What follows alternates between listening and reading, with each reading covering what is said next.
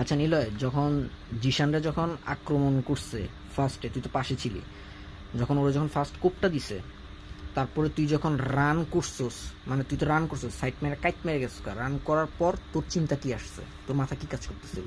আমার চিন্তা একটাই ছিল যে সেরা তারা আজকে মেরে ফেলবে, 100% শিওর। আর আমি যখন দূরে গেছি তখন ফায়ারিং এর শব্দ শুনতে পারার পরে ভাবছি যে তারা মেরে ফেলছে। তারপরে আমি 3বার ওই জায়গাটার মধ্যে রাউন্ড মারার পরে দেখতেছি তারা দৌড়াইতেছে। দৌড়াতে পরে শেষ, আমি আবার ঘুরছি, সে আমার গাড়িতে উঠছে, সে আমার কাছে রিকোয়েস্ট করতেছে যে তারা মাইরা দাও। আমার মাথার মধ্যে শুধু দুইটা জিনিস কাজ করতেছিল, হয়তো ওইখানে যে মরবো না হয় বাঁচবো, যে কোনো একটা, মারবো নাইলে মরবো আর বাঁচবো। তারপরে নিজের জীবন ঝুঁকি রেখা স্বইচ্ছায় সজোরে যে ধাক্কা দেওয়ার পরে ওই ডাকাতের অবস্থা মোটামুটি খারাপের পর্যায়ে গেছে। তারপর তাদের একটা গাড়ি রেখা দিয়ে তারা নতুন গাড়িটা আর যে আর একটা গাড়ি ছিল ওই গাড়িটা রেখা পালাইছে। যখন ওই জায়গায়, মানে গাড়িটা মাইরা দেওয়ার পর যখন তুই এক পাশে ছিটটায় পড়ছস, আরেকদিকে তোর তোর বন্ধু বেড়ে গেছে, হুম। তখন ওই মুহূর্তে কি ঘটছে তোর সাথে, তুই পইরা যাওয়ার পর?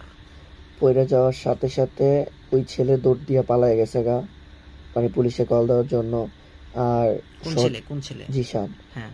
আর যেই ছেলে ছিল ওই ডাকাতগুলা মনে করো যে মানে হিংস্র হয়ে আমার হেলমেটের মধ্যে কোপানো শুরু করছে।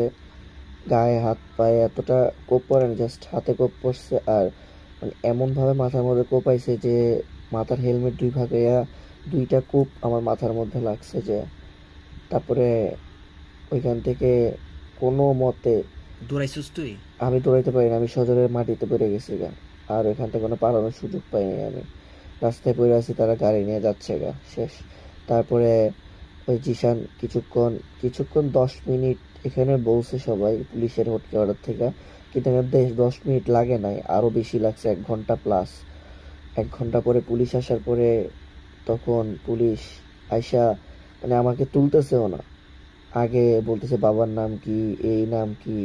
তার আগে মেডিকেলে না নেওয়ার কথা বলে তারা এসব করতেছে।